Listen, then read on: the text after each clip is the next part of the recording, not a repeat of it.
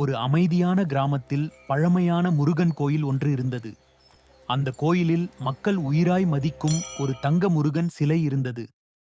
அந்த சிலை அந்த கிராமத்தின் நம்பிக்கையும் பெருமையுமாக இருந்தது. ஒரு நாள் இரவு, யாரும் எதிர்பாராத நேரத்தில் கிரீன் கிரிமினல் எனப்படும் ஒரு கொடூரன் கோயிலுக்குள் புகுந்தான். அவன் முருகனின் தங்க சிலையை திருடிக் கொண்டு அந்த இடத்திலிருந்து தப்பிச் சென்றான். அடுத்த நாள் காலை இந்த செய்தி முழு கிராமத்தையும் அதிர்ச்சியில் ஆழ்த்தியது. இதனை அறிந்த ஹல்க் கடுமையான கோபமடைந்தான். முருகனின் சிலையை யாரும் தொட முடியாது என்று மனதில் உறுதி செய்தான். உடனே ஹல்க் கிரீன் கிரிமினலை தேடி புறப்பட்டான். இருவருக்கும் இடையில் பயங்கரமான சண்டை ஏற்பட்டது. கிரீன் கிரிமினல் தனது துப்பாக்கியால் ஹல்க் இனை கேட்டான். கீஸ், இந்த கிரீன் கிரிமினல் என்ன ஷூட் பண்ணிட்டான். என்னால் எழுந்திருக்க கூட முடியல.